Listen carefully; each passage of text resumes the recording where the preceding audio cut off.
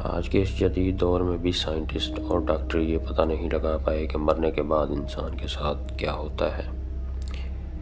اس لیے ہسپتال کے مردہ گھر میں کئی ایسے راز چھپے ہیں جنہیں آج تک کوئی سمجھ نہیں پایا، جس کے ایک پار موت اور دوسری طرف زندگی ہے۔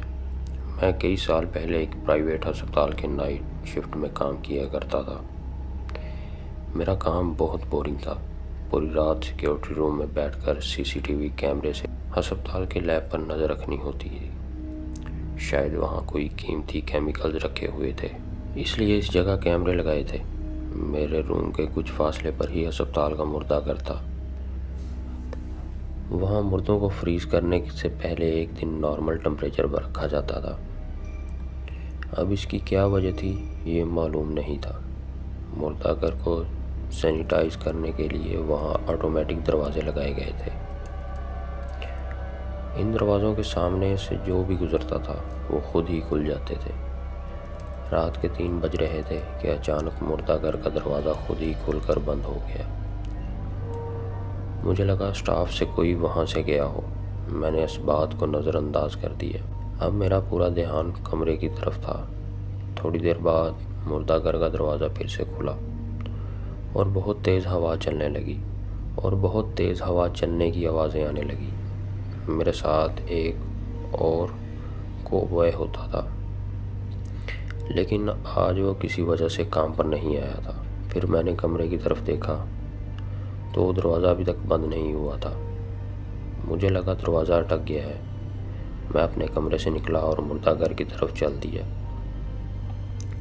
وہاں پہنچ کر میں نے دروازے کے سامنے کئی بار اپنا ہاتھ لہرایا کہ شاید وہ بند ہو جائے، لیکن نہیں، وہ ابھی تک اٹکا ہوا تھا۔ پھر اچانک مجھے ایک لڑکی کے چیخنے کی آواز آئی۔ یہ آواز مریضوں کے وارڈ سے آ رہی تھی۔ میں تھوڑی دیر وہیں کھڑا رہا کہ شاید اسٹاف میں سے کوئی نرس آ جائے، لیکن کوئی نہیں آیا۔ کچھ دیر کے بعد وہ اس لڑکی کے پھر سے چیخنے کی آواز آئی۔ اب میں آگے بڑھا اور کمرہ نمبر 13 کے سامنے کھڑا ہو گیا۔ چیخنے کی آواز اسی کمرے سے آ رہی تھی۔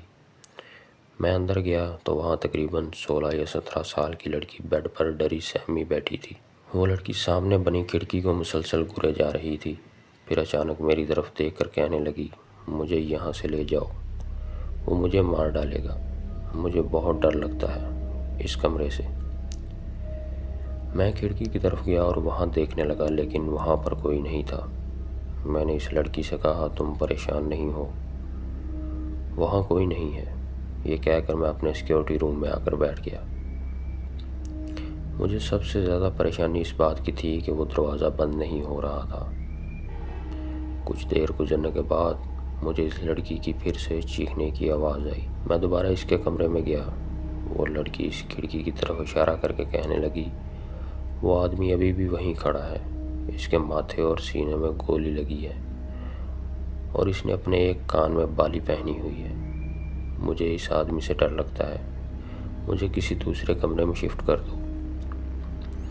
میں اس لڑکی کی بات سن کر کہنے لگا، وہاں پر کوئی نہیں ہے، لیکن میں نرس سے بات کرتا ہوں، اگر کوئی کمرہ خالی ہوا تو وہ تمہیں وہاں شفٹ کر دے گی۔ اسے کہہ کر میں باہر چلا گیا اور نرس کو ڈھونڈنے لگا۔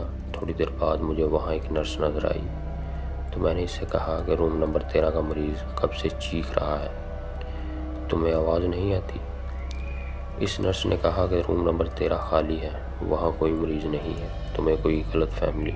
اس نرس نے کہا کہ روم نمبر 13 خالی ہے، وہاں کوئی مریض نہیں ہے، تمہیں کوئی غلط فہمی ہوئی ہے۔